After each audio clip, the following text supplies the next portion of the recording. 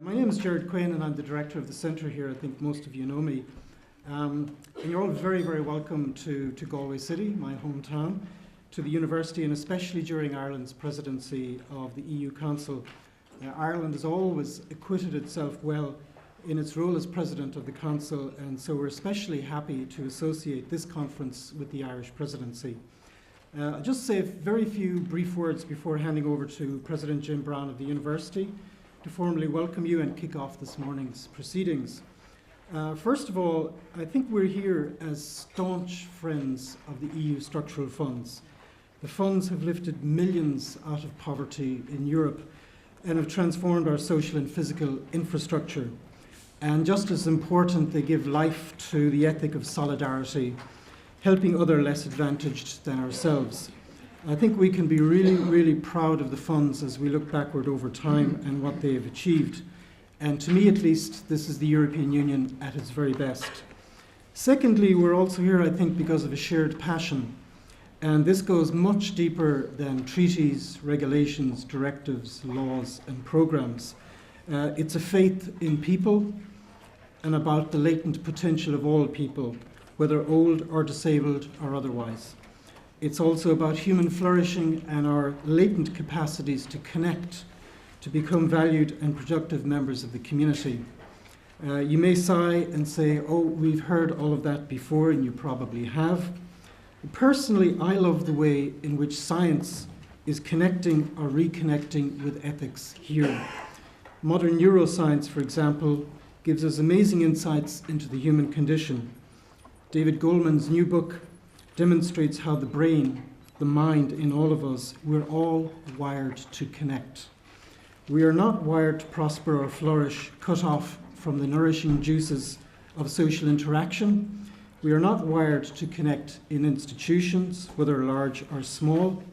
So we're here because of our commitment as citizens to the proposition that community living is genuinely for all, a proposition that chimes with our own instincts and is increasingly validated by new scientific understandings of the mind. If I had it all over again, I might go into neuroscience myself. Thirdly, as friends of the structural funds and as believers in the value of community living and economic empowerment, we're here today to explore how the funds can be brought into better alignment with these values. At the end of the day, this is your money, and this is my money. As citizens, we have a right to demand that it is spent well, that it causes no harm, and that it truly assists our member states to move toward community living arrangements. Minister, you'll be delighted to hear we're not here to ask for more money. We're here just to ask that money would be better spent. You might say today is all about bringing public ethics into meaningful communication with the apparatus of power, something the President of Ireland is making a name for himself on these days. I don't think I need to tell you that the conference comes at a crucial moment in the final set of negotiations on the regulations for the new round of the structural funds. Rest assured that your voice, your collective voice, will be heard loud and clear in Brussels. You will hear lots of interesting presentations, but we need to come to conclusions that go beyond the polemical and that are actionable when it comes to the negotiations themselves. With that, I now hand you over to President Jim Brown of the university to formally welcome you and kick off this morning's proceedings. Jim.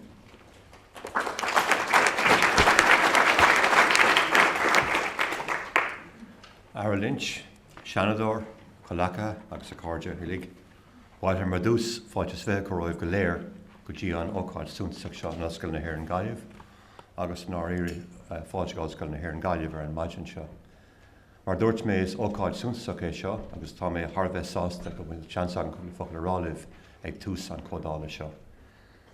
Minister Lynch, Senator Zappone, distinguished visitors from overseas and indeed from our own university and colleagues, ladies and gentlemen.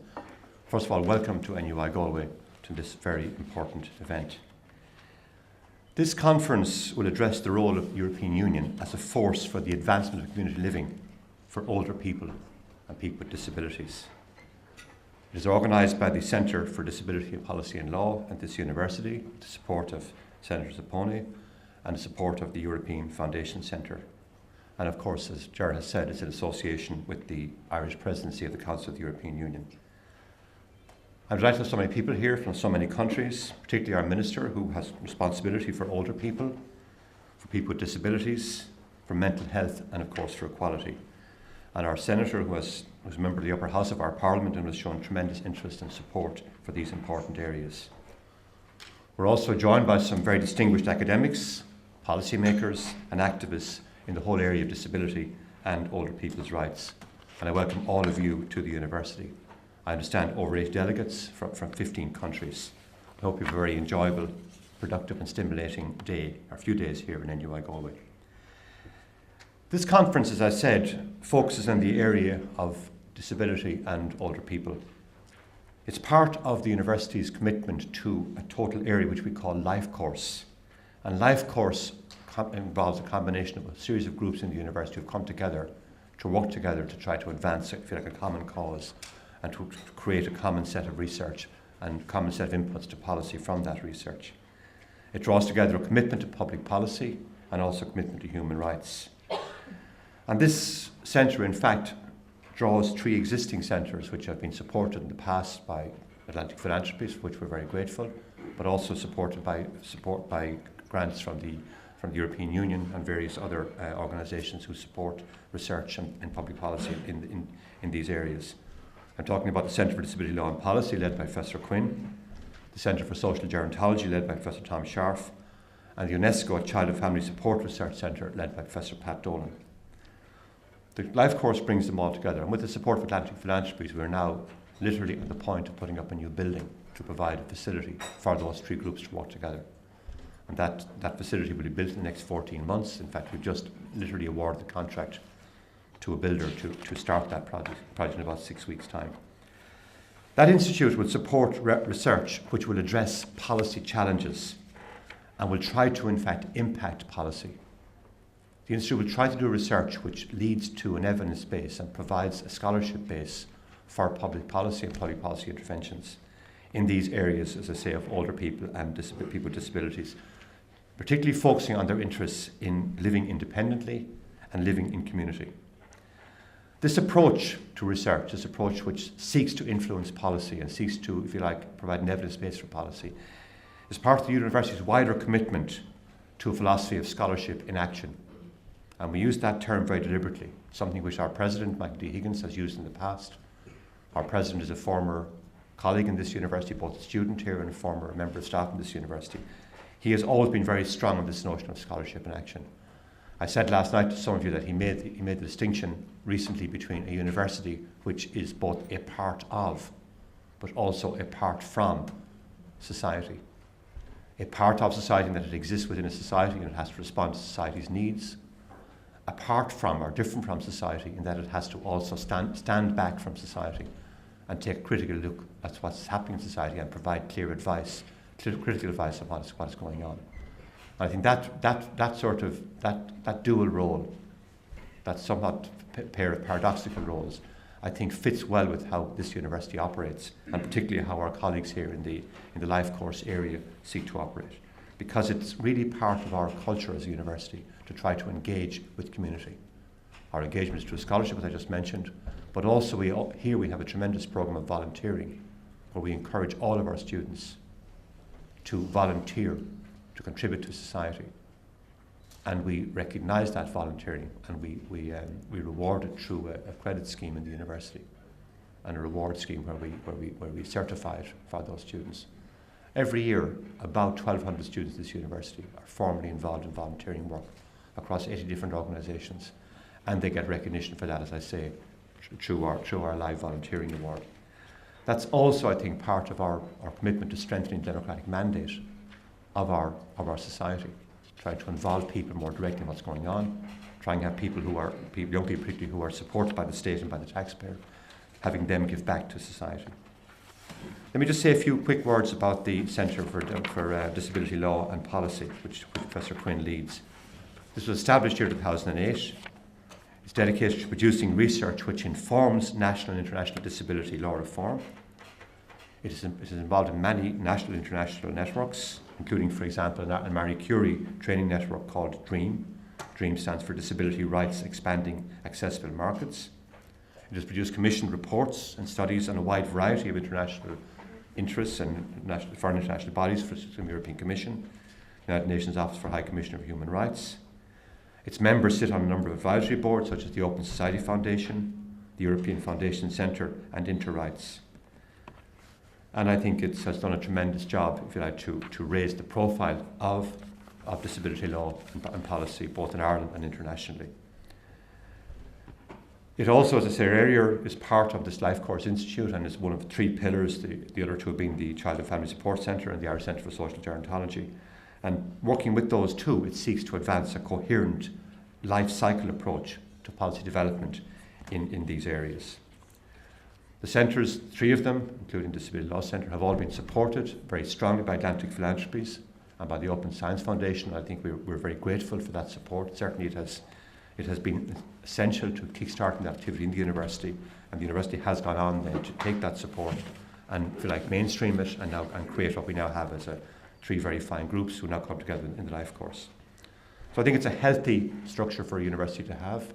It's good to have groups who share that common interest and who address the whole life cycle from children right through to older people. Have them work together and have them work together in a manner which, as I say, leads to scholarship and action, leads to interventions in public policy which really add value. So with those few words, can I again thank you all for being here. Wish you a very productive and enjoyable few days in Galway. Hope you have a chance to see, if you like, outside the university, the city, perhaps see some of the countryside. Maybe also conclude by thanking those who organised the event, Professor Quinn and his colleagues, Senator Zappone, the European Foundation Centre, Fundación Once, and the entire team involved in bringing this conference to fruition. Gur míle maith agus súlam manisiú ansalt agus tainneamh as san ócáid. Gur maith. Thank you.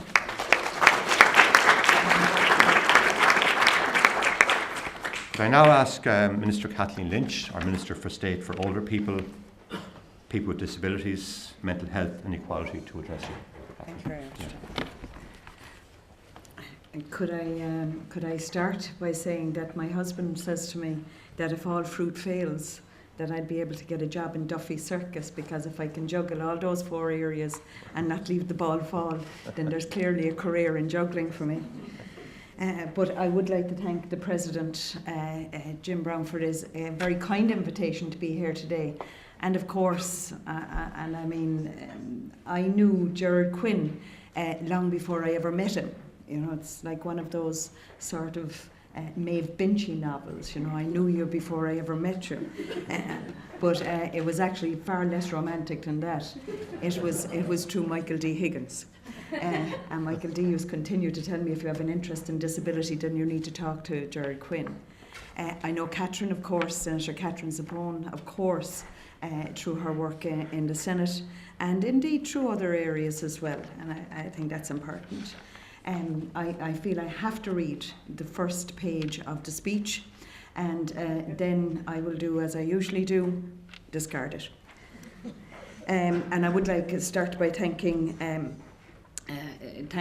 President Jim Brown for his very kind invitation here today. I would also like to say a special Kate Míle Fáilte to all of those who have travelled from outside of Ireland. If it's your first visit, I hope you'll return, and if it's not, clearly you enjoyed it the first time and you are most welcome back. I would like to commend Senator Katherine Zappone and the Centre for Disability Law and Policy and Professor Gerard Quinn for taking the initiative to hold this conference, which is centred on the positive potential of the EU structural funds to assist Member States achieve community living for older persons and persons with disability, including activation through employment.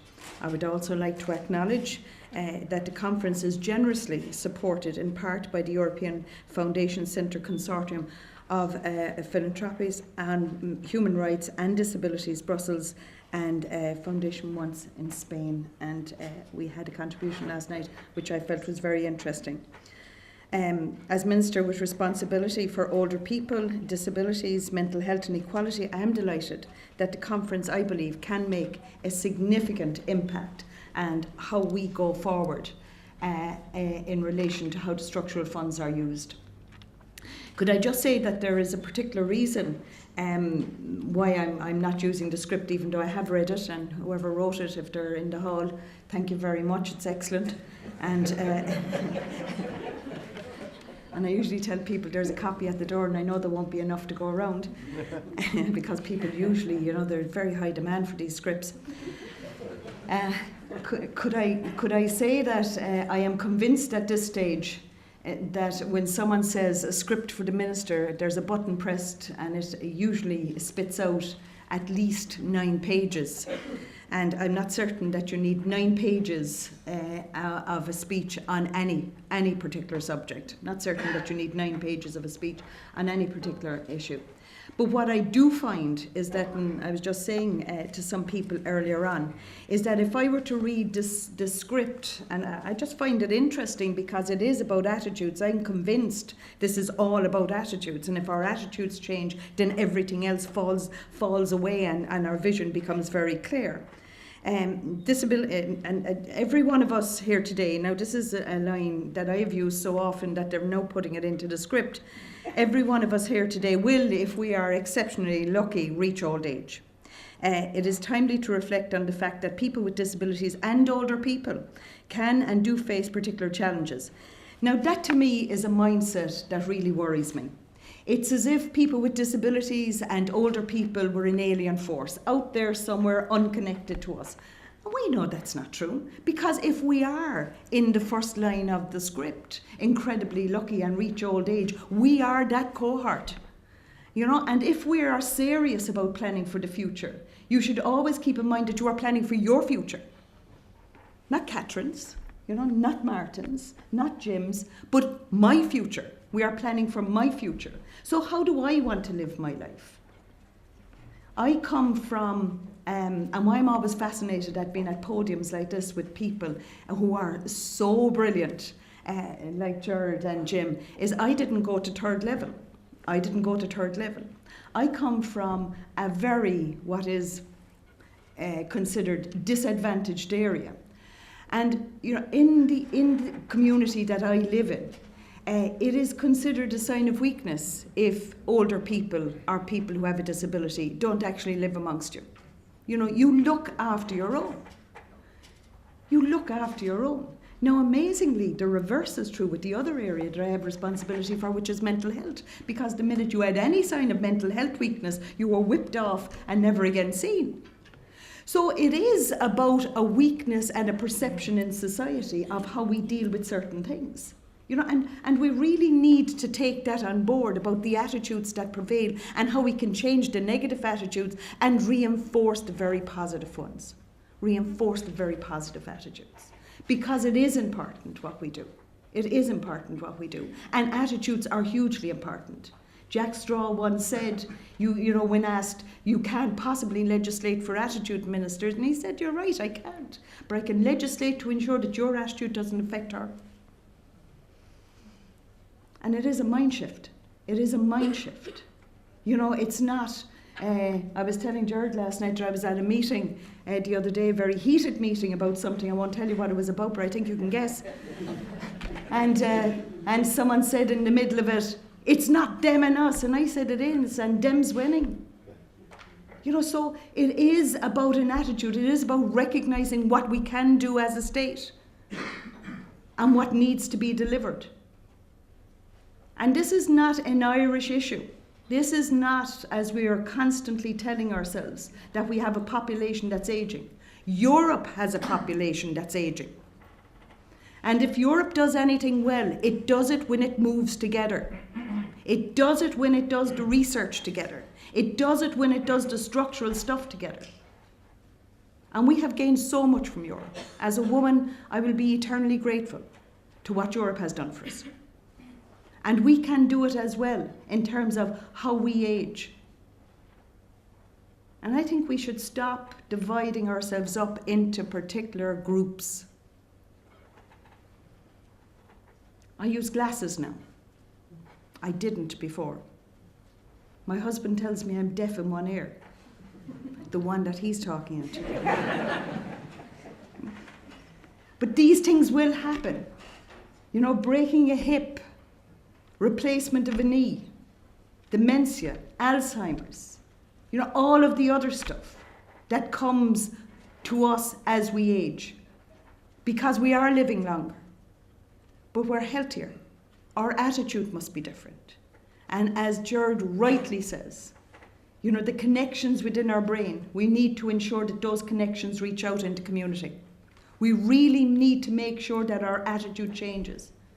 The person at that meeting the other day was right. It's not them and us. It is us. It is us. As a state, we have a responsibility. And we are moving towards a more coordinated mechanism of delivering services. Why should someone who has a disability from a very early age, be confined to a congregated setting? Why don't they have the possibility of living the type of life that we want for ourselves? Why should that be different? Why should the hopes and dreams of people who cannot provide for themselves be different from those of us who can? Why should our hopes and dreams be different? Of course they shouldn't be different. And why should our imaginings be so limited when it comes to what we provide? Why are we still thinking in chronological age? Why are we still thinking about that? I know people at 45 who are old men. I know people at 85 who still think they're 16. So it is about the delivery. It is about when it's needed, how you deliver it, and what you deliver. Our Tilda study will give us such information. And if we do not use it in the correct way, it will be a shame on us. A shame on us. I'd love to stay for the conference. I met some of you last night. I was enthralled at dinner. I can only imagine how it's going to be for the day. But we are doing things as well that are good. Sometimes I think we talk ourselves into a depression in Ireland. When I got up this morning and saw the rain falling, I said, oh yes, at least they'll see Galway the way it always is. Come to Cork.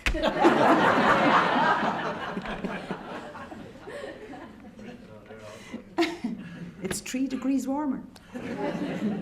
Or we convince ourselves we just wear extra clothes. But genuinely, quite seriously, we're doing things well. We have, and we are putting in, for instance, the national standards in relation to people with disabilities. That is going to happen in September.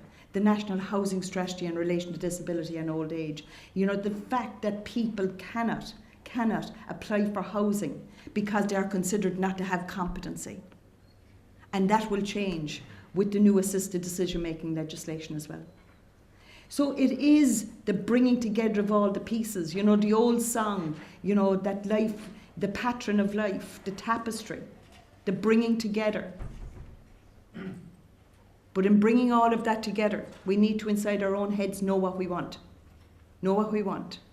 And really, if you stick to the premise of what would you like for yourself? What would you like for yourself?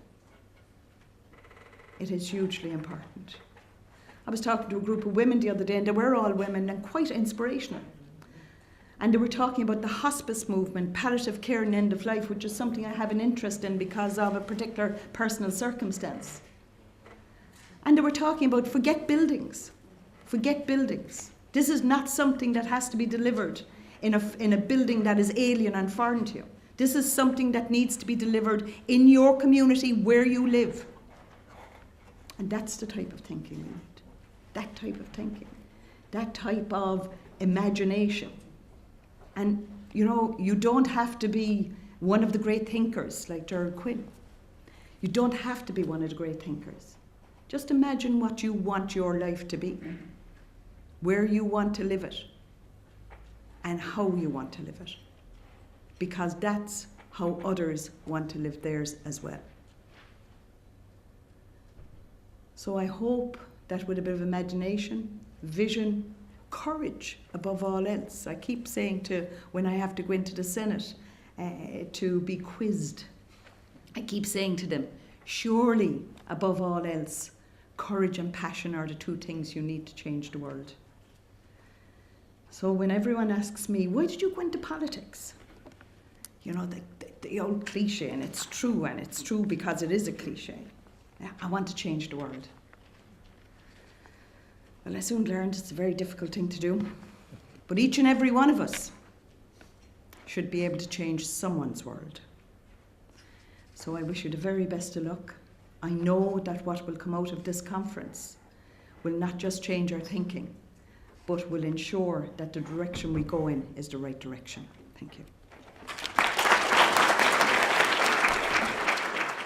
The intention of the session is, before we descend into the minutiae of the structural funds, to begin painting the high ground that connects disparate interests, disparate groups in terms of the notion of community living.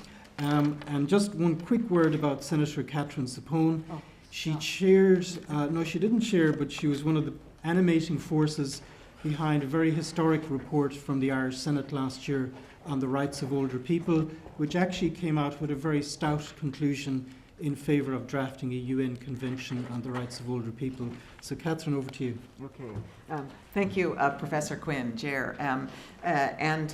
You know what? I think just before we start, I'm going to just ask you to take 30 seconds, maybe to stretch a little bit, or just to pause, because that was a very fulsome opening, and now we want to come to full attention to this brilliant, I'm sure, presentations of esteemed people to help us set the scene. So just for 25 seconds now, just take a moment, break.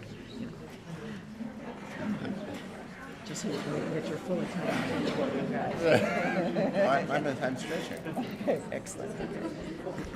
It's from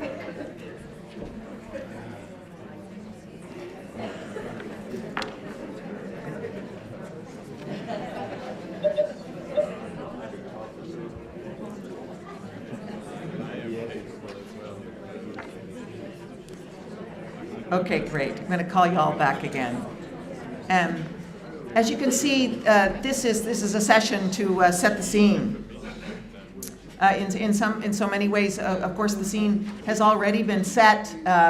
Very inspiring words from our minister to be human. To be human is to age. To be human is to move along the continuum of ability and disability. And as Ger said, she has that commitment to go back to do that investigation in terms of the questions that you've been raising. But I suppose just to say too, as Ger mentioned, being part of the Shannon, we did come out with a report on the rights of older people. And in some ways, the scene for this conference was set way back then, when the Irish Senate decided to have public hearings on the rights of older people, and Professor Quinn and Eleanor Flynn came and provided evidence to that committee, and as a result made those kind of very robust recommendations. But following from that report as well, Ger and I started to talk about the possibility of maybe holding a conference like this in association with the EU presidency, and worked very hard to bring it to this day. And I would have to say too, though, with the great support of Minister Lynch. And so all along the way,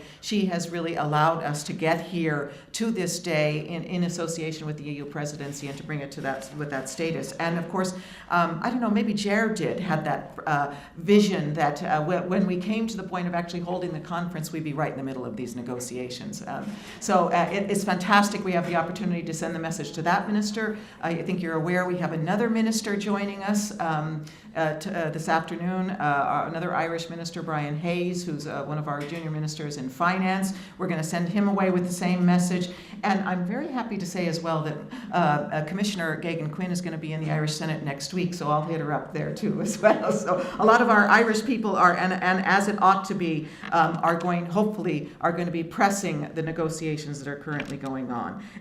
But I'm going to leave it at that for the moment, because I think we really want to get to our speakers in terms of really beginning to also now that we are here to set the scene in the context of the concept of community living for all, and beginning with our Professor Jerome Bickenbach from the University of Lucerne in Switzerland, to outline maybe some of the aspects of that, how that concept has evolved, and then to hear some response in relation to that by Maureen Piggot, a council member of Inclusion International, and also Professor Thomas Scharf on his home ground here, Professor of Social Gerontology. So, and I know your brochures and conference programs give a lot more about these people, so we know we're in for a real treat, and I'm going to ask Professor Bickenbach to begin then. Thanks so much. Thanks so much. Well, it's absolutely wonderful to be here, and while my stuff is being set up, let me just add to the encomiums for the individual I call Chairman Quinn, who is our leader in all these things. He is a gentleman of integrity and brilliance and honesty that Galway and Ireland should be proud to have as active as he is. So this is my talk, and as I just turned 65, so I can be as controversial as possible because there's nothing at stake. And since I'm doing a keynote, I can be even more controversial. So what I want to do, besides get this thing to work, I don't think it works. In fact, I know it doesn't work. I can use the computer. It's probably easier, isn't it? There we go. No, we have the toys. We must use The technical fix has been accomplished. I hope. Doesn't seem to.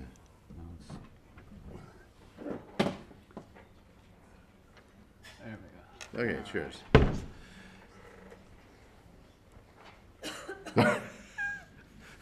I have more than one slide, however. I have this feeling I'm going we to are be running ad-libbing. behind time. This one. The one. Oh, this one? Yeah. Ah, sorry. So I was course operator. I'm going to give us three things. And the first thing, I think, is just to set a stage and to look to some terminology, because we're looking at independent living, aging in place, and various other notions. And I want to make crystal clear, insofar as it's possible, what the interrelationship between these ideas is, because I want to, in the course of the next couple of minutes, extract or distill the underlying values.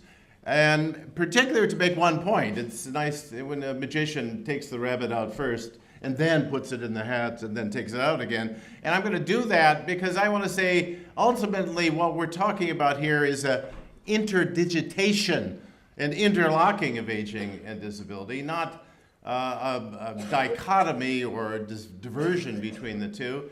And then, in fact, what we're talking about is just humanity. We're talking about a common, universal, if you like, phenomena, and that is a phenomena of, which I'll introduce a bit later, of vulnerability, in a sense, and interdependence. So that's the second bit, aging and disability, common cause, and I think, politically speaking, common strategy as well. And I'll explore that. But I want to zoom in a bit and become more concrete and look at dementia in particular as a case study in community living.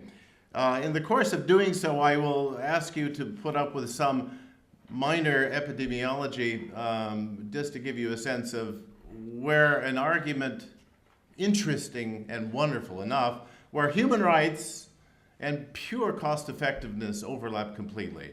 And whenever that happens, it's, as a human rights lawyer, that's wonderful, because how could you make a case more securely than say it costs less money to do it the right way? So here it is. First of all, here are the terms I want to look at. And I'm going to run through some background ideas just to give you, and then start extracting. In a sense, intentional community is the grandmother of all of these notions, because this is a notion which emphasizes the fact that community is essentially the interlocking of individuals with common vision.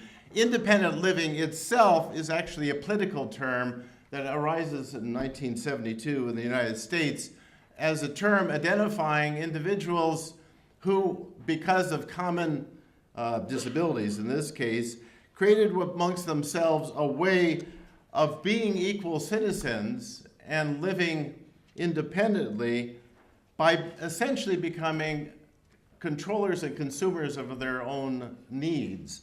And the independent living movement, which of course is worldwide and very, very powerful, is the inspiration for that term.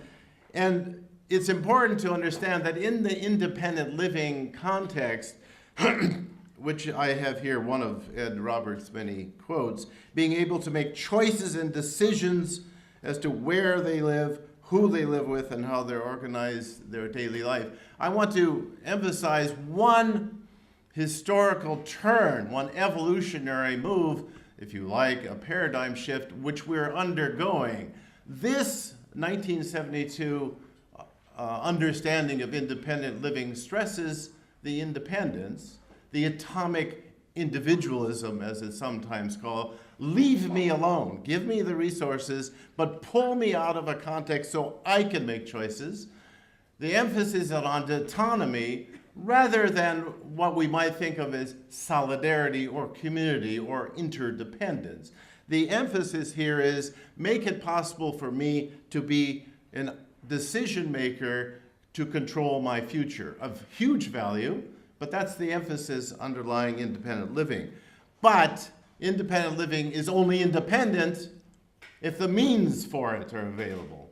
And availability of means is context is understood both in terms of accessibility and the provision of services. So independent living is not leave me alone as such, but it's leave me alone with the empowerment to be alone, to be autonomous. Autonomy is not something that arises out of being isolated, but by being empowered to make choices about yourself. So there we go. In the other side, for the moment, the aging side, aging in place, I'm giving the Centers for Disease Control definition of aging in place, the ability to live in one's own home and community safely, independently, and comfortably, regardless of age and income level. Notice the highlight is on the priority of the home, which is a theme which I will come back to, which seems to be more dominant in the aging community, to stay at home, to remain at home, to have a life course from the child through adulthood to continuity within a community, but location within a home setting. Another version of this is sustainable communities. These are both U.S. The notion that older person should be able to maintain desirable lifestyles by participating in their community safely with resources, the rest of it. So notice empowerment, but continuity. So the aging in place phenomena, the aging side of this independent living, is a matter of the synchronicity, moving through time and remaining into a situation that you had before. Very, very important notion. We've heard healthy and active aging, which has been taken up, and I will say a little bit later, to my regret, has been taken up by the European Commission as their primary focus. Active aging is an extraordinarily health notion, health-centered notion, because the idea, as you heard from the DG of research, the idea is to prevent diseases, to focus on the prevention of diseases rather than the empowerment of self-sufficiency. So, I mean, if you look at that, that's a theme arising out of, in this case, WHO, the process of optimizing opportunities for health participation and security. It's broader beyond health in the context of WHO, because the World Health Organization has long been plagued with the thought that it's actually the World Medical Association, and they resist that continually. I used to work there, and I know. Allowing people to realize their potential for physical, social, and mental well-being, which is, of course, their definition of health. So there we go. I want to say underneath this is something very common. Not Al Pacino exactly, but Shylock. Under this is, you prick me and I bleed. As a Jew, this is very resonant for me. The idea is we're all in it together. We have a common vulnerability. If you tickle us, do we not laugh? If you poison us, do we not die? So the underlying point here, and keep in mind the context of an isolated Jewish community discriminated against, isolated, removed from the mainstream. The plea is not, look at, we're all in it together. The plea is there is a universality of humanity, an underlying commonness that we all share that should determine the course of our lives, should be emphasized, should be acknowledged. Well, what are the constituents? What are the features of this commonality? Well, independence. We all want to be decision makers that have some control over our lives. We have visions, we have life plans, we have interests, we have goals, and to have those constantly being frustrated, either because we're prevented or because we don't have the resources to do them, undermines what is common to the human condition. But we also have common needs. I mean, it's not, you can be as independent as you like and say, I've decided to go without food, or I've decided to hold my breath until I reach nirvana. To be sure, you might be able to accede to that, but physics and biology has a way of nailing you to the ground at various stages. We have needs that are common. We are ultimately biological agents that have certain kinds of restrictions, which encourages a kind of dependency, not merely on things, but on each other. But we're creatures that exist through time, and we're finite. Well, if you're looking in the terms of values, the values map on very straightforwardly. Independence is a matter of respecting individuals, their dignity, a value of autonomy. Independence is respect for difference and equality, to ensure equality in various kinds of contexts. So underlying this is the common humanity. There's a paradox, which I think is dead center in the notion of independent living that we have to embrace. The paradox is this: independence requires dependence. Autonomy is learned, it is fostered, it is something that has to be developed within families and communities. Autonomy isn't a natural phenomenon that individuals have. One has to learn to be autonomous. We know this for various reasons, one of which deals with institutionalizations.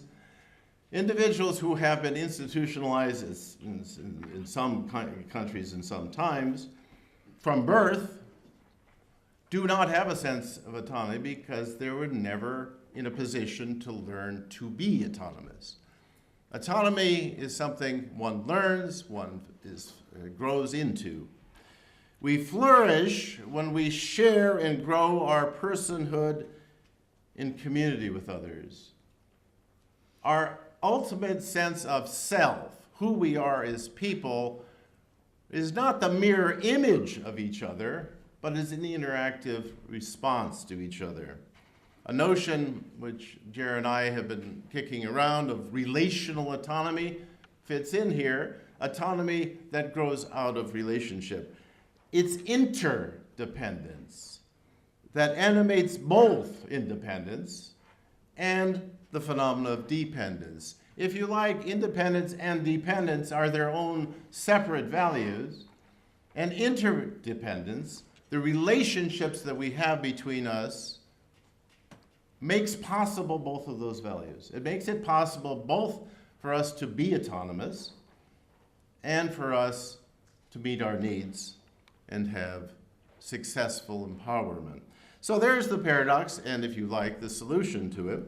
Now, I'm going to turn to the convention, the CRPD, the Convention on the Rights of Persons with Disabilities, and extract, as a lawyer would, there's certain kinds of phrases that I think completely accord with what I just said. Obviously, Article 19 is speaking about living independently and to live in the community, to choose the place of residence, the value of autonomy with respect to where one lives. But at the same time, the dependent side, the value of empowerment is underscored in terms of support systems in place that make it possible for an individual to do that. But here's the other, I think, fantastic thing about the convention that even its title confuses us sometimes. It's the Convention for the Rights of Persons with Disabilities, but not as if they were an alien species, as the minister puts it, because they're one of us, because prick them and they bleed.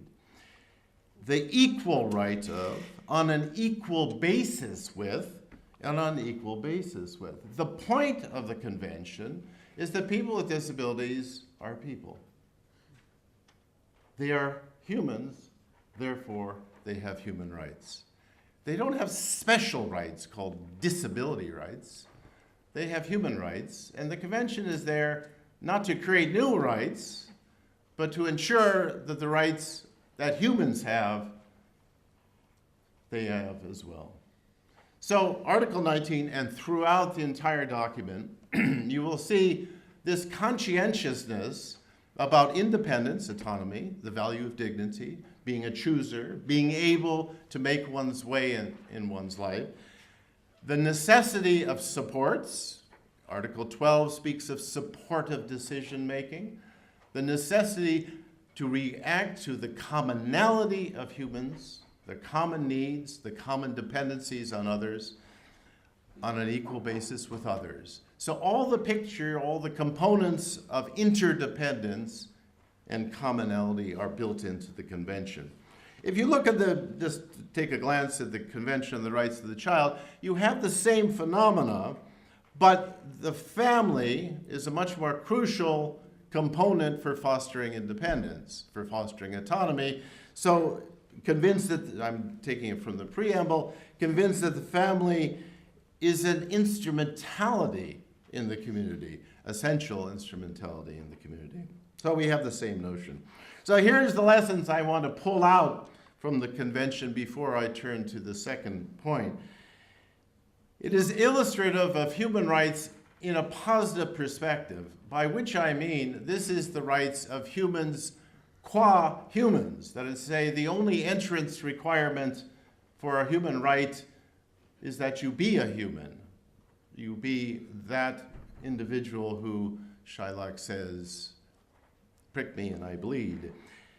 You reflect a kind of understanding of what it means to be a human that is neither really self-sufficient nor socially constructed. That is to say, a hive being whose only reality comes from being part, but a very intriguing balancing act between autonomy and dependence. Now, the feminists in the 1970s and 80s got this one down early on, and all of this is borrowed from this. The notion of interdependence as a curative to the notion of strict Marlboro man autonomy, where you just say, leave me alone, get government out of my life, and I will carry on.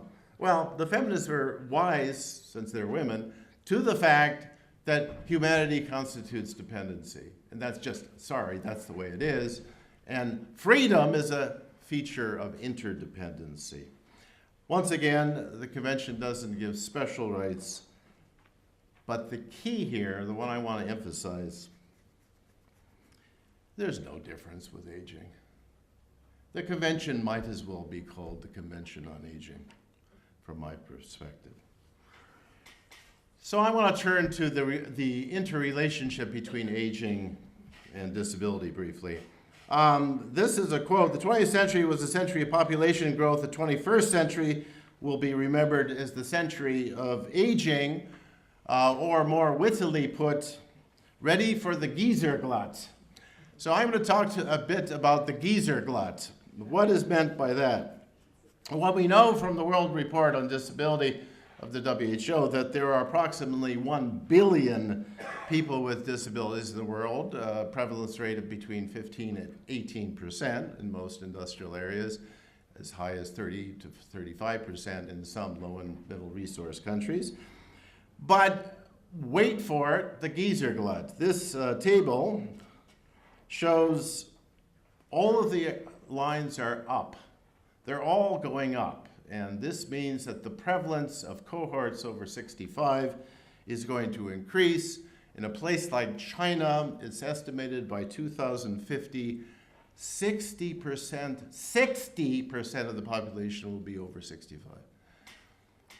And the longevity, which is of course going up, will mean that the centenarians will quadruple by decade, so that by 2050 our population will be composed on, I think it's in the area of 3%, now will be upwards to 14% centenarian, which is interesting to think about when you're 65, as I am. But anyway, I've noticed with interest that the new organization in the United States, the Administration for Community Living, just comes right out with it.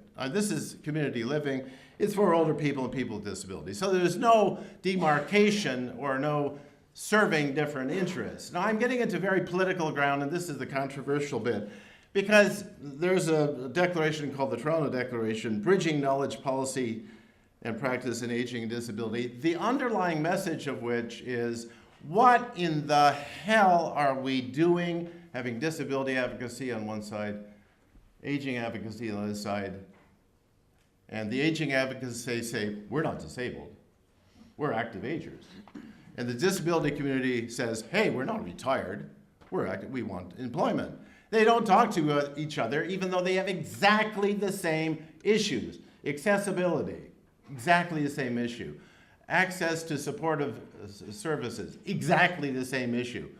Continuity through lifespan, the same issue. For heaven's sake, prick me and I bleed. They are humans, both of them. They're not alien species. Once again, thank you, Minister Lynch.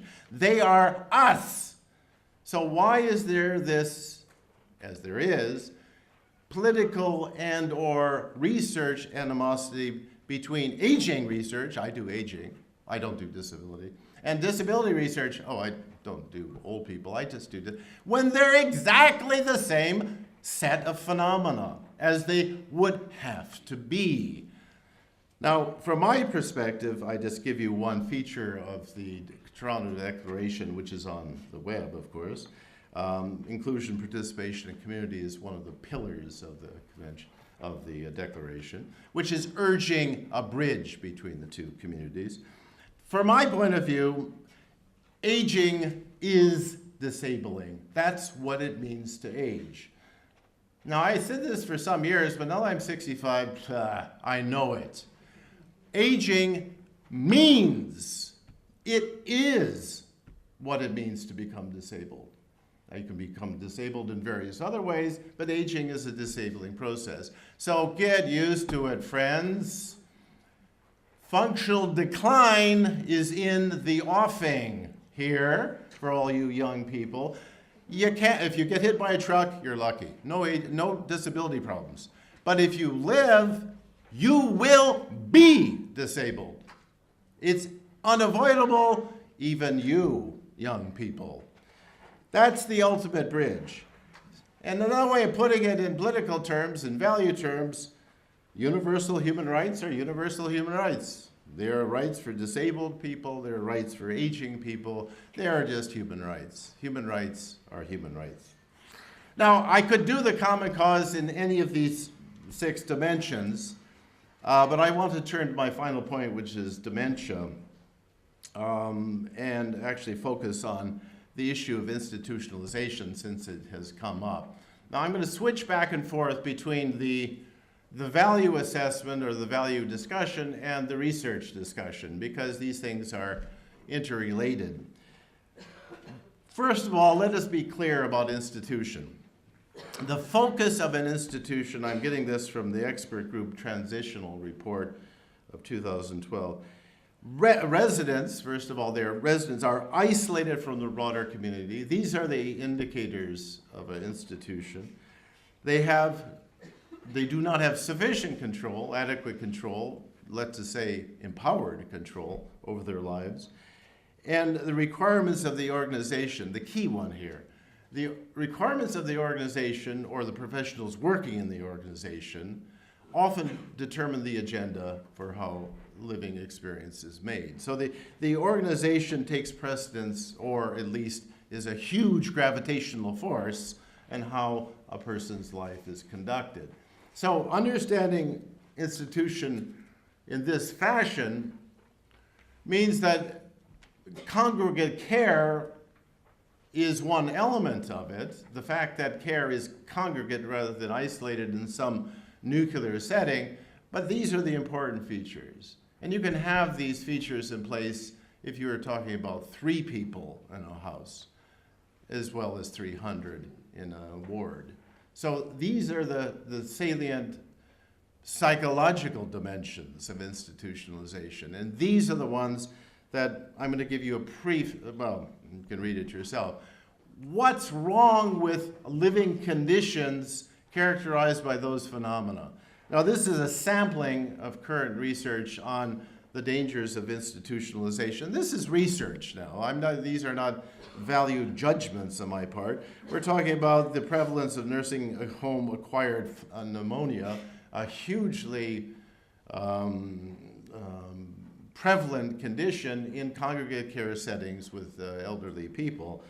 Some of these phenomena are associations of comorbidities and institutionalization, the increase in depression amongst people without depression. Now, these are bits of information from institutionalization with respect to people who are aging, but they apply to children, the same, almost identical kind of research, although not as much of it, and people with disabilities who are institutionalized as well.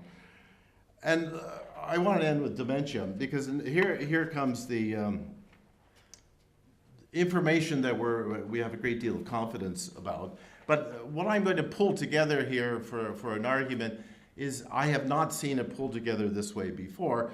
I'm sure it has, I just haven't seen it. First of all, some information about dementia.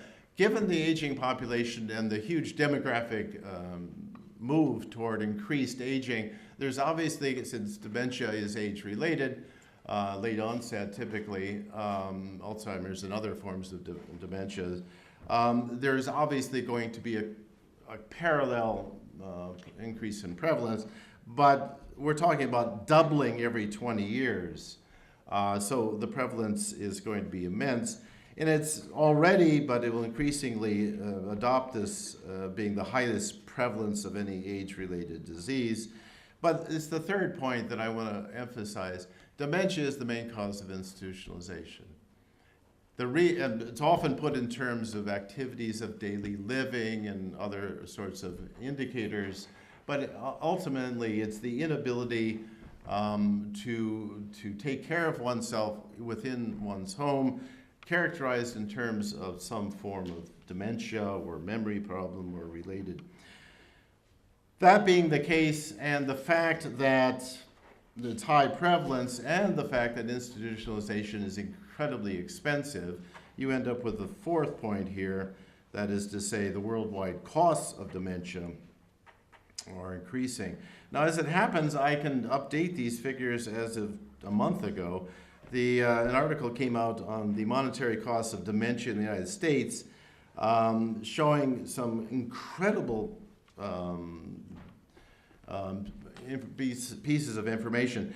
In the United States, dementia will cost 80%, nearly 80% of total social costs per adults by 2040. So we're talking about an enormous expenditure on dementia. Keep in mind, the expenditure on dementia is mostly the cost of institutionalization. That's where the costs come from. Medication and social care and the rest of it are also features, but the driver of the costs in dementia are institutionalization. Dementia will be the most costly disease in the United States, and this is way beyond even depression, which is one of the most costly diseases. AIDS now is 14th, if you're keeping count, and now it's no longer it's now called a chronic condition, so it's no longer lethal, AIDS. It's just the prevalence is still very high. The cost of nursing, home care, and formal and informal care represents 75 to 84% of all attributable costs of aging. So this new study is if we needed more of the same, we have it. Now, here's a little bit of epidemiology, and I'll make it as simple with bright colors as possible. We age in two different ways, or two different theories of aging, if you like. One is slow progressive decline. This is extremely depressing as well. I hope no one will be. I hope I'm not informing anyone for the first time that death is inevitable. But I think in the audience, either we just start off well and shoom, we just have this decline that's relatively predictable and regular sloped, or we have what's these, I give the names, progressive decline.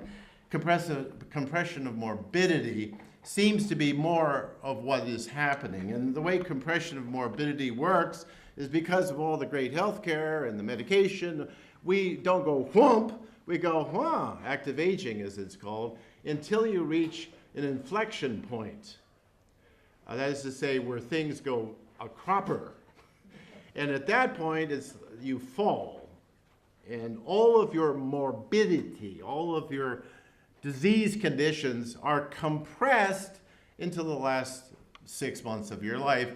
So life goes from jammy to shit right at that point, at the inflection point. And since it's better to do diagrams, I will give it to you. Oh, the inflection point is called frailty, or one characterization of the inflection point is frailty. Frailty is an invented term to determine when it is that it's just too bloody late. It's time for a will and not medication. So it's not palliation at that point, but whatever frailty is, it is marking the inevitable, non-retreatable. You can't go back up at that point. Now, it's a theoretical notion, so it's manipulable for that reason. But the red line, I'm sorry about not colorblind people, but the red line, and I will describe it, is going up. Remember that? You're going up. And, that was a lovely time, wasn't it? And then you say, hold it, my knee hurts. I've been, too many soccer games. And then you start this decline. And then you ask your parents, is it really, I'm 30 and I should? Yeah, wait until you're 50.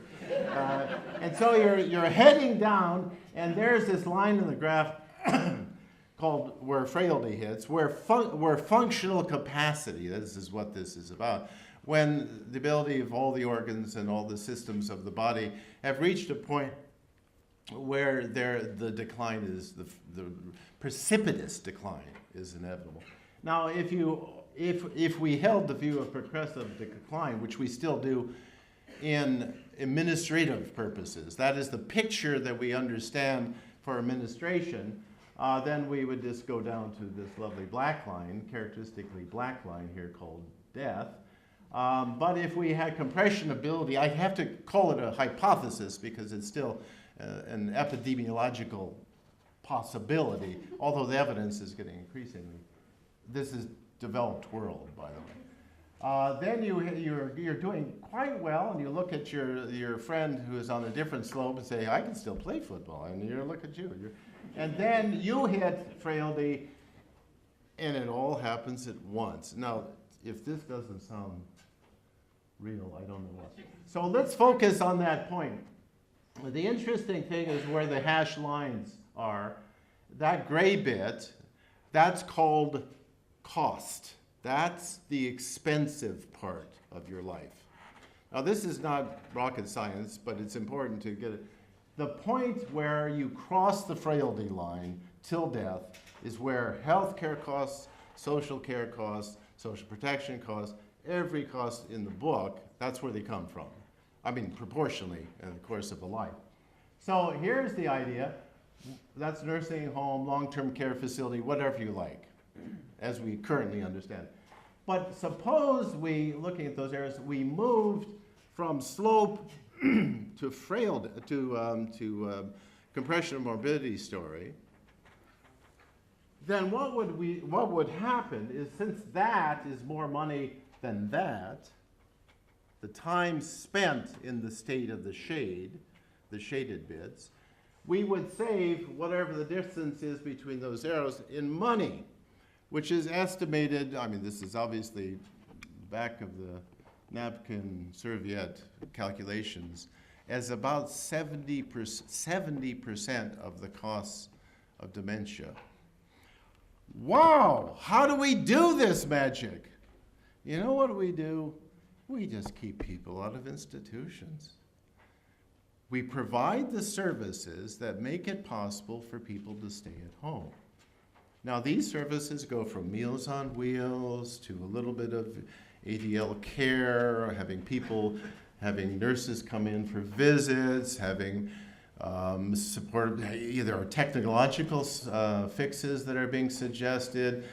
Anything, any money that you put moving that slope in that direction quadruples in value. Well, more than that. I mean, the savings that you have by keeping a person dependent but empowered within a context like a home or home-like community setting or something non-institutional.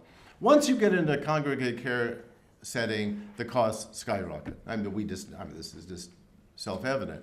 So, magic of magic, Article 19 of the Convention saves money. There are very few occasions on earth in which a human rights lawyer can make an economic argument. This is one. Independent, home-based community living saves gobs of money, heaps of money, a lot of money. The cost of supportive services is trivial compared to the savings of institutionalization. And this is all, I mean, I brought these facts together for these clever little diagrams. Anyone can, it's no big deal. But for me, as a lawyer, it's fantastic to be able to say, I have a nice economic argument for a human right. I mean, the human rights should speak for themselves, but in case they don't, I can give you an economic road. But it's also typical of human interdependence, because what we have here is marshaling the resources of the community, the family or whatever components are surrounding an individual, in order to socially improve a situation of reducing costs, because these are social costs that have the opportunity costs of this money are very substantial.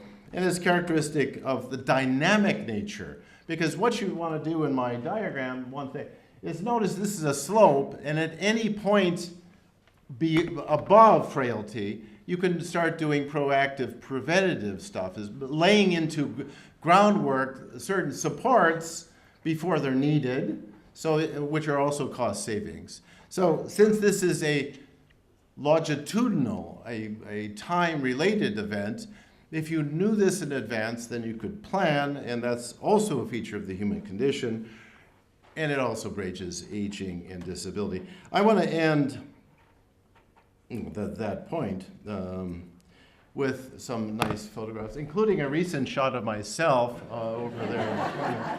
But this is the one that just when I saw this, it's on video. This is a scuba diving person in a wheelchair, and it's absolutely wonderful to watch because the wheelchair is slightly buoyant, and so she can move through the water like this, and it's absolutely, and she's a dancer, and it's a lovely video. So thank you very much for listening.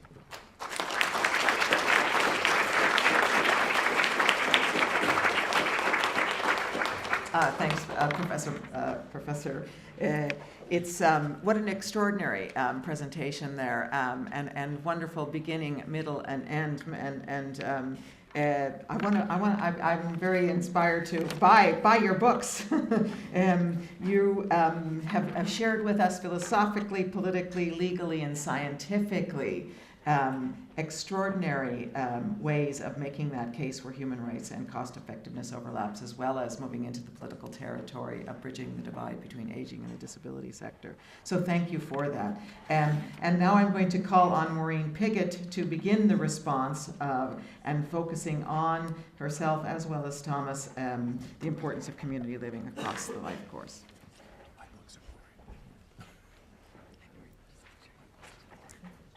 Thank you. Yes. I have the unenviable task of following that. What I would like to do is gallop through some thoughts on engaging as a civil society organisation in the process of defining and developing our ideas about community living, and talk about that from the experience of Inclusion International, Inclusion Europe, of which I'm president, and Mencap, the national organisation in the UK for people with intellectual disability, and talk about the findings of our global report, which Inclusion International led, into the experiences of people with intellectual disability and their families, as the title suggests, globally, and then talk a little about the common cause that Jerome has taken us into, if I can get the technology to move on.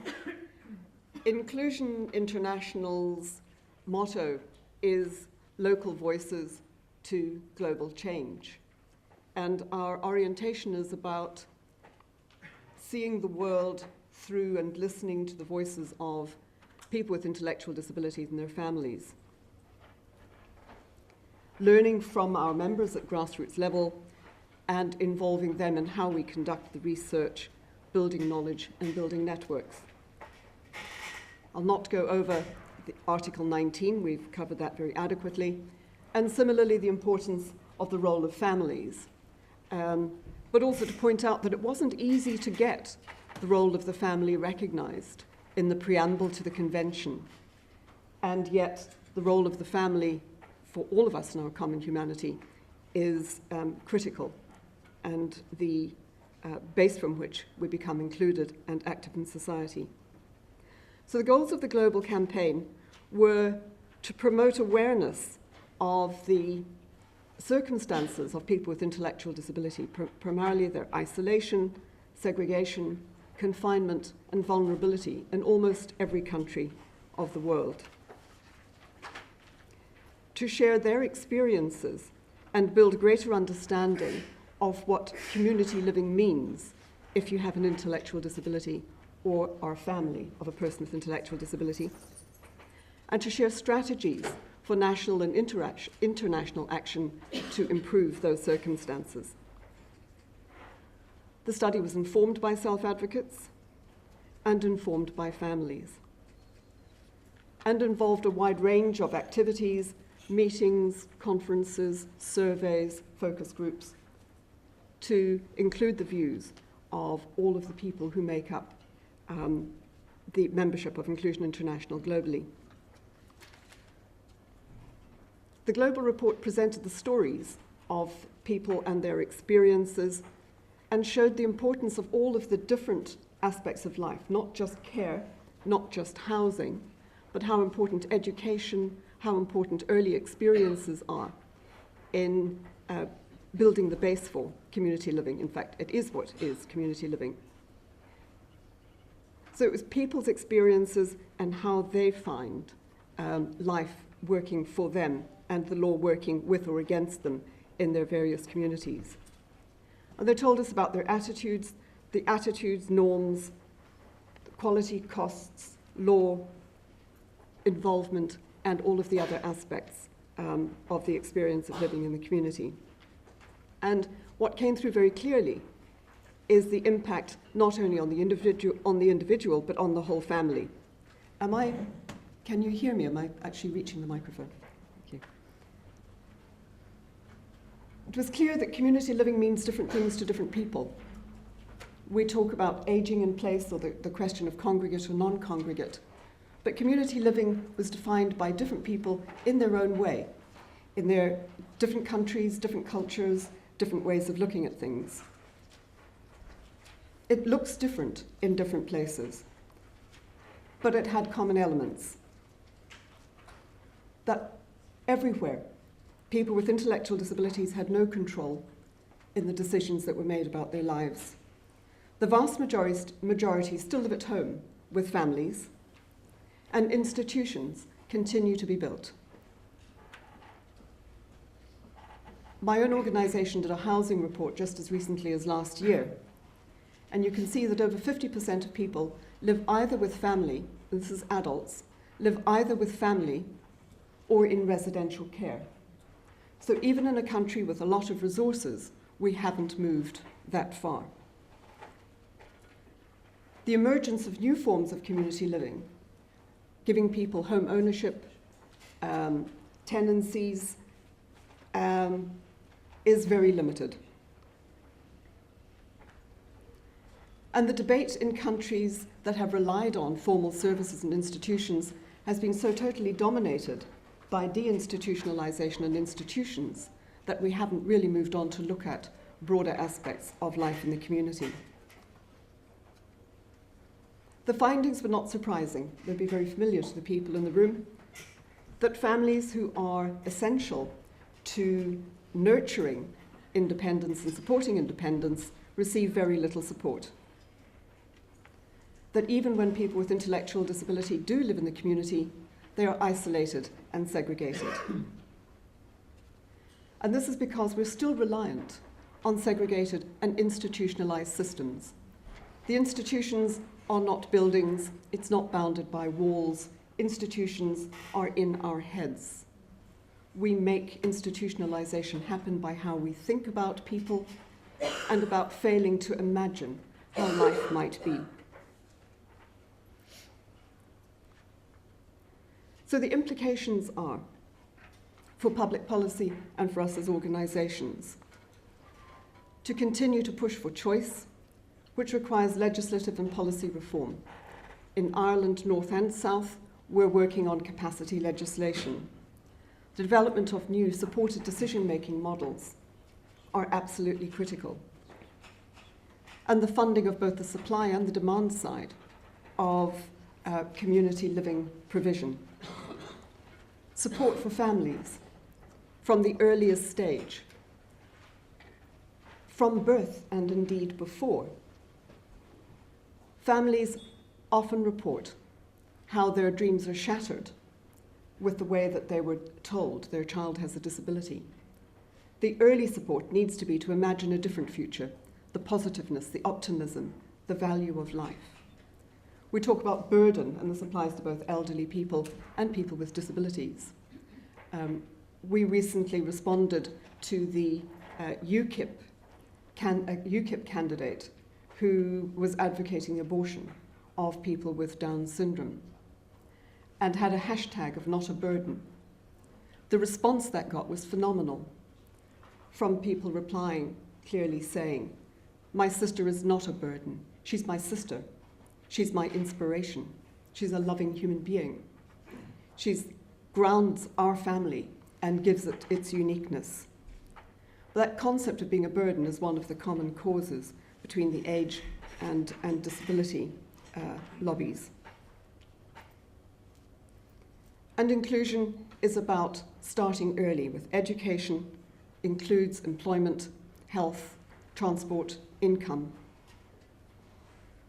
Two types of support needed: the disability specific, that have to do with function and assistance, and income supports, which have nothing to do with the disability, but are about being able to have the resources to live in the community. It's often thought that people with a learning disability or intellectual disability prefer to live at home with family.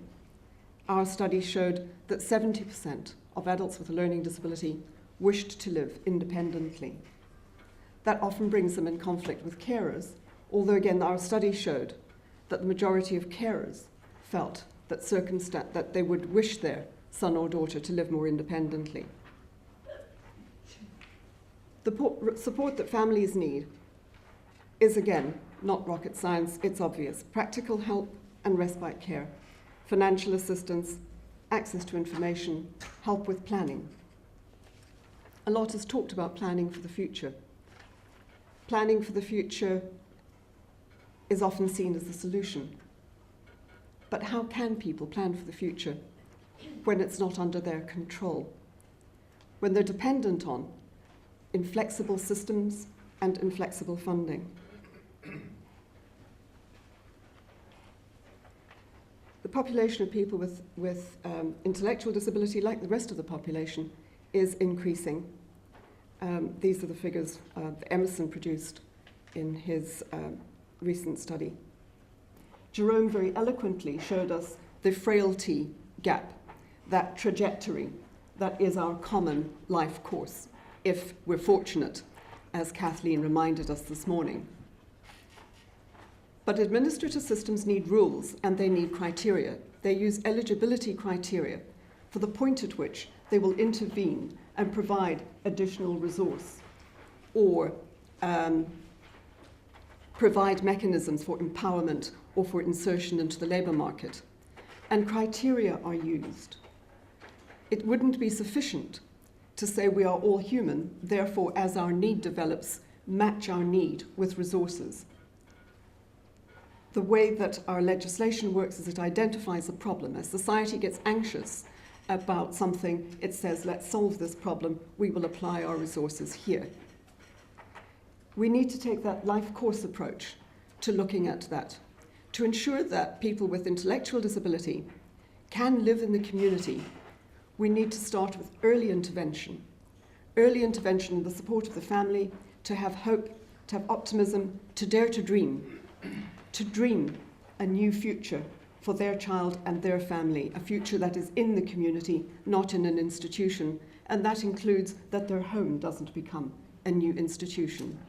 At the transition point, as the young person grows, leaves school and prepares, at that point, we need to ensure that there is investment in giving people choices, in independent living options, in further education, in opportunities to work, in developing opinions, developing social networks, building the social capital, which is what's going to have to carry you through that long trajectory and the eventual decline.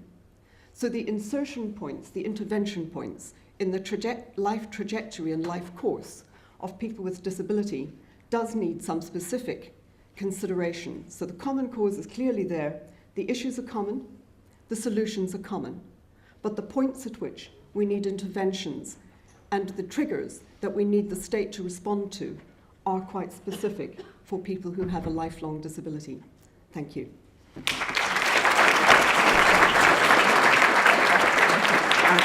Thank you so much, Maureen, for such a dignified and creative presentation. And if we could all be that eloquent after a pause, there's something to be said for that. You offered us another unpacking or diverse presentation of the meaning of community living, especially from the perspective of, on the side of disability, though incorporating attentiveness to aging as well. And so to conclude this session now, I'm going to invite Thomas Scharf to come and to continue to look at that community living notion, and this, I suppose particularly from the perspective of his work in the Centre of Social Gerontology.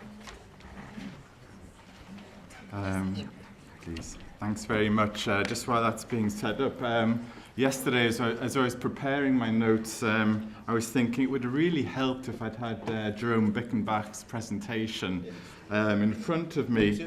Having heard the presentation, I'm absolutely delighted that I didn't have it, because responding would have taken a lot longer to do an adequate response. Would have taken a lot longer than the 10 minutes that I've been given here, and I'm also conscious of the time, and will try not to delay the tea and coffee break too much longer. But what I wanted to do really was to try and focus on one or two key messages arising from research on aging, where, as we've already heard, there are incredibly close overlaps with issues around ability and disability, but also within that Lifecourse perspective. So just one or two orientation points, and I'm the type of social gerontologist who isn't sort of big on demography and epidemiology, but sometimes it's useful to remind ourselves of some of the basic shifts that are happening in our societies. And really, this is usually portrayed as a negative story, but as we've already heard from the minister's presentation and other comments today, is that this is a good news story. And one of the approaches that I find really helpful, because this affects all of us, is the work of Tom Kirkwood in Newcastle, who's a biogerontologist.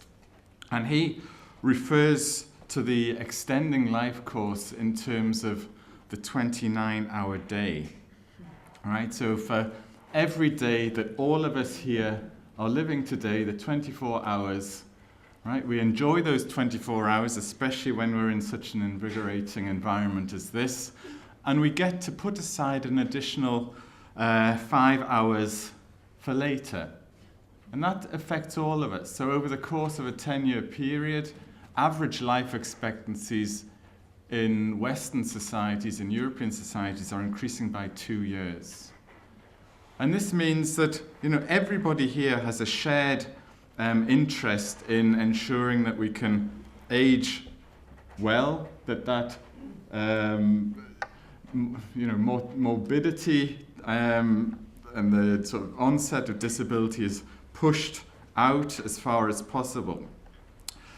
There's also, more good news in the sense that there are rapidly increasing proportions of people aged 80 and over. And this is really, I think, the group that we're talking about most in terms of the challenges of population aging, because those, increasingly, this is the sort of age group where the need for community supports is going to be most pronounced. So this population group, it's a long way off, but by 2060 will represent around 12% of the population, growing from around 5% of the population now.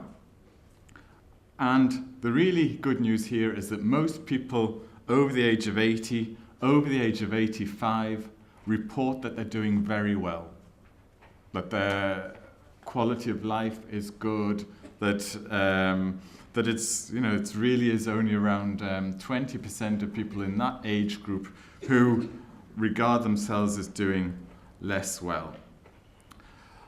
So this is, I suppose, the good news. What we need are the community supports that allow those people, allow us to age well beyond, the age of 80,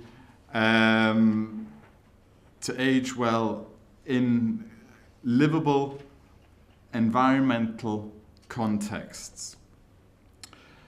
And I was thinking across, gerontology is a very broad field. There are a range of angles that it's possible to adopt to respond to the theme of the conference. So I thought, well, I'll focus more on what is called environmental gerontology. And this is relatively straightforward, actually. It says many of the things that Professor Bickenbach has already said, is that essentially that, as people age, their quality of life is substantially influenced by home and community contexts. That it's the home and community that represent important sources of meaning and of self-identity in later life.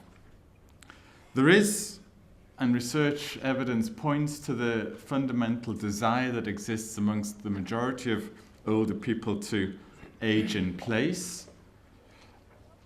We shouldn't lose sight of the small proportion, 10 to 15%, who indicate that they don't really want to age in place, and to understand reasons why people may say that, or why they may want to live in congregate settings. And we should also acknowledge the fact that some places and some spaces are less conducive to a good quality of life.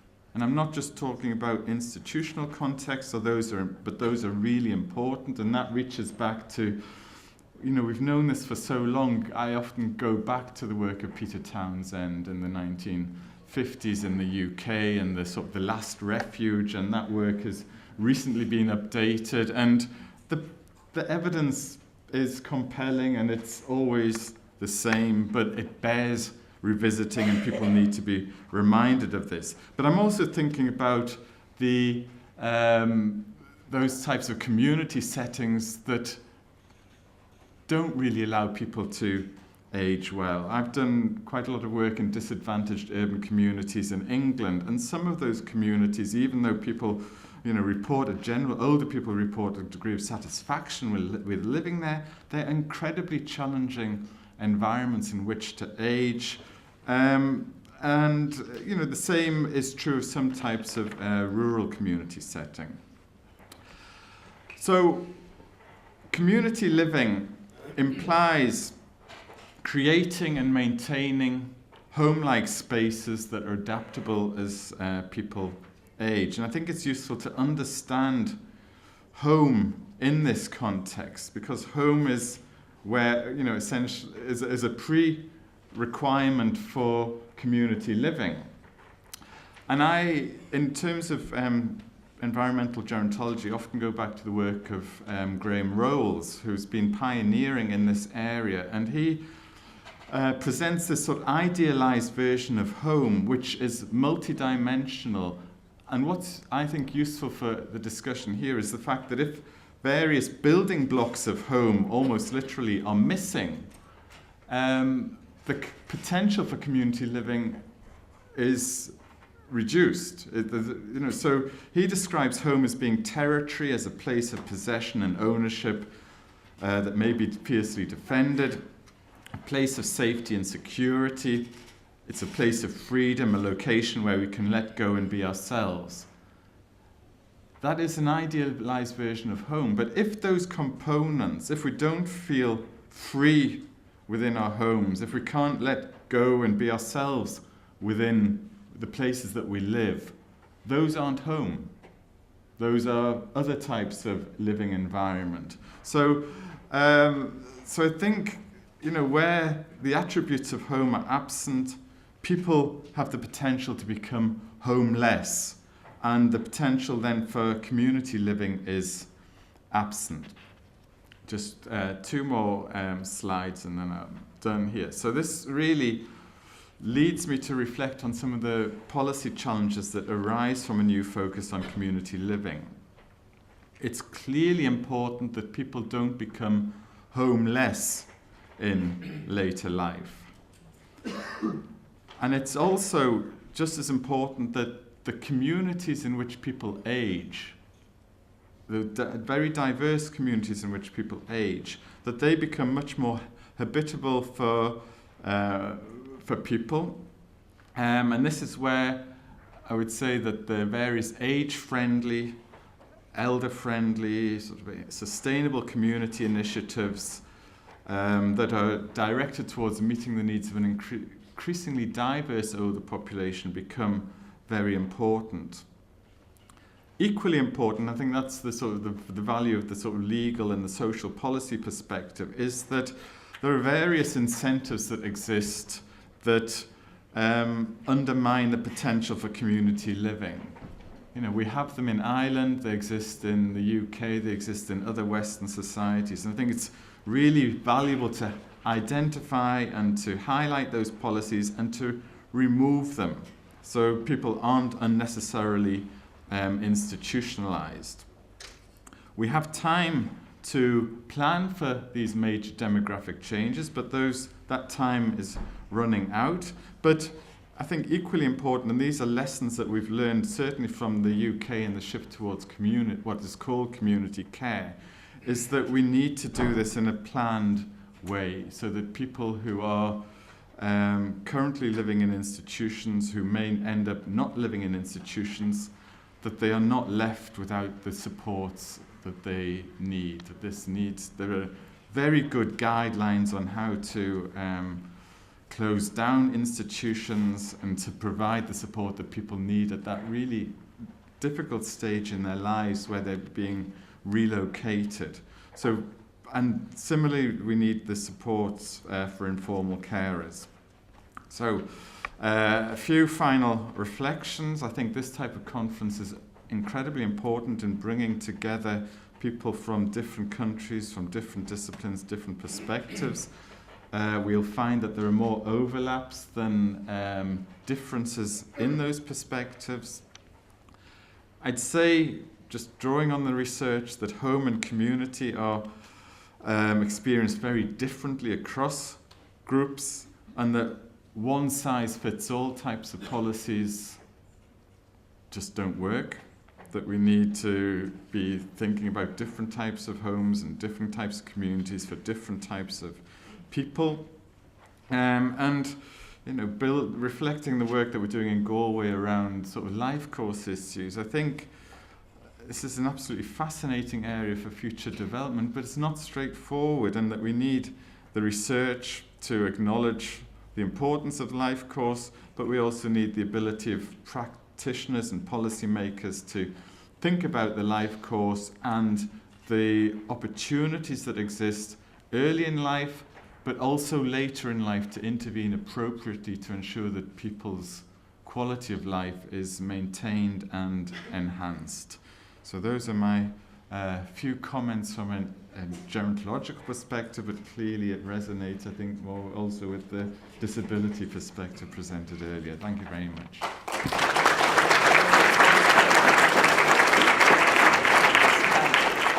Thank you so much, Thomas. That was just, I think, we'll agree, a very rich compliment to Jerome's and Maureen's presentation as well. And so that just concludes then our opening session, I think, with great inspiration and very provocatively opening and setting the scene for the rest of the day, and time for tea and coffee.